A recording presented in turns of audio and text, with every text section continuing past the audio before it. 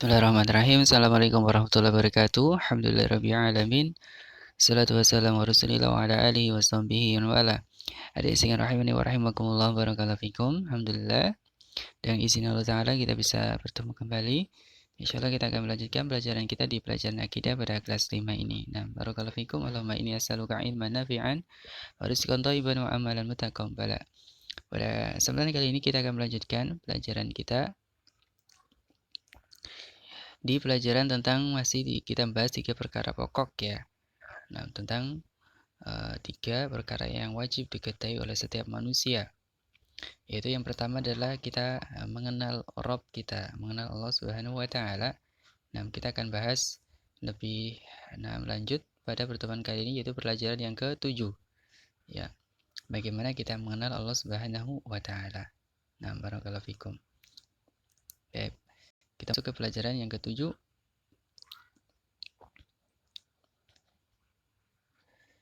Tentang ayat-ayat Allah dan makhluk-makhluknya. Bagaimana kita mengenal Allah? Yaitu dengan cara kita melihat kepada ayat-ayat Allah dan makhluk-makhluk Allah. Nah, ayat-ayat Allah itu ada dua ya. Ayat-ayat kauniyah dan ayat-ayat syar'iyah. Ayat-ayat kauniyah yaitu ayat-ayat yang terlihat pada alam semesta ini. Ya, yang terlihat dengan mata kita. Misalnya pokoknya seluruh alam semesta, ada langit, bumi, dan apa-apa yang diantara keduanya. Itu ayat-ayat kauniyah. Kemudian ayat-ayat syariah adalah ya Al-Quran dan hadis ya, sunnah. Itu ayat-ayat syariah. Dari barakallahu fikum. Nah, jadi kita mengenal Allah itu dengan melihat pada ayat-ayatnya dan makhluk-makhluknya. Ya, ayat-ayat Allah ya itu sangat banyak ya, dan juga sangat luar biasa. Misalnya adalah bumi yang kita pijak ini, bumi yang sangat besar. Nah, tidak ada yang mengatur, menciptakannya ya, kecuali hanya Allah Ta'ala. Nah, ini bumi yang dengannya kita hidup ya, dan juga nanti kepada bumi juga kita akan kembali, itu menjadi tanah kembali.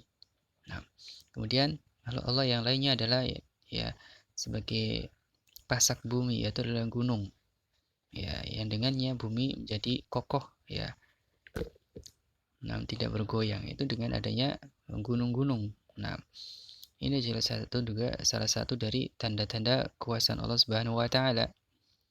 Dengan gunung ini terjadi kestabilan alam ya yang ada di bumi ini. Satu saja gunung itu meletus ya, biasanya akan terjadi ya ketidakseimbangan ya, entah itu dari cuaca ya ataupun dari iklimnya.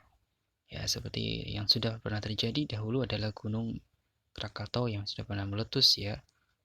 Itu hanya satu gunung ya. Itu luar biasa dahsyatnya. Nah, baik. Lalu kalau yang lainnya adalah ini jumlahnya yang sangat banyak, yaitu adalah lautan. Ya, jumlah yang sangat banyak ya. Kadar yang lebih banyak di bumi adalah air. Ya. Karena dengan air inilah nanti akan menjadi sumber kehidupan yang lainnya. Air laut ya nanti ya akan menjadi sumber kehidupan bagi makhluk yang lainnya, secara langsung ataupun tidak langsung. Ya, air laut ketika terkena sinar matahari akan menguap naik ke atas, kemudian menjadi awan semakin berat, nanti menuju daerah yang dingin. Setelah itu terjadilah hujan. Nah, hujan ini sangat bermanfaat ya tentunya untuk seluruh makhluk hidup yang ada di bumi, tumbuhan, hewan, termasuk juga kita manusia. Nah, kemudian juga ya ada juga lautan, ada pantainya, itu sangat berguna bagi manusia. Nah, kemudian makhluk Allah yang lainnya adalah ini. Apa ini? Ya, matahari ya. Matahari merupakan sumber energi alam semesta ini ya, yang sangat besar manfaatnya bagi kelangsungan hidup makhluk hidup yang lainnya. kita bisa bayangkan jika tidak ada matahari mungkin juga tidak ada kehidupan. Nah, karena sangat bergantung dengan panasnya ya. Ini maha suci Allah ya. Maha perkasa Allah Subhanahu wa taala yang telah menciptakan matahari ini yang dengannya keberlangsungan kehidupan dari makhluk-makhluk Allah yang lainnya. Ya. Baik. Nah, matahari jadi pusat tata surya di dalam pelajaran IPA kita ya. Ya. Kemudian adanya malam dan siang yang silih berganti dengan teratur ya. Ini juga tanda-tanda kuasa Allah Subhanahu wa taala. Siang tempat kita untuk bekerja, beraktivitas, malam tempat kita untuk istirahat. Bayangkan kalau tidak ada siang, malam terus juga menyiksa. Sebaliknya juga kalau malam terus tidak ada siang juga, atau siang terus tidak ada malam juga itu tidak enak ya. Maka seimbang antara siang dan malam. Nah, baik. Selanjutnya adalah makhluk Allah yang jumlahnya sangat banyak juga, ada bintang-bintang ya yang sangat berguna bagi kehidupan manusia. Nah, dan juga ada makhluk-makhluk yang lainnya. Ini adalah meteor ya atau komet. Nah, itu semuanya dari bentuk-bentuk contoh-contoh makhluk Allah yang luar biasa.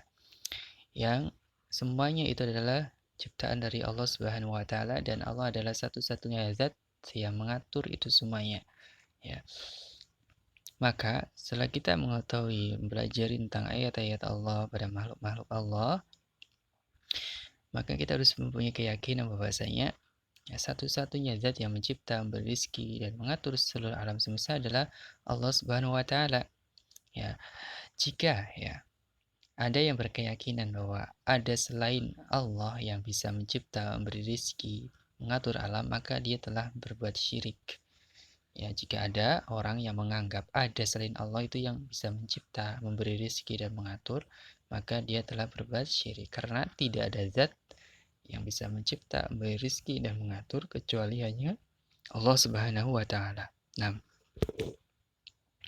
Allah taala berfirman di dalam surat Ibrahim yang artinya sesungguhnya Allah yang menerbitkan matahari dari timur, maka terbitkanlah dia dari barat.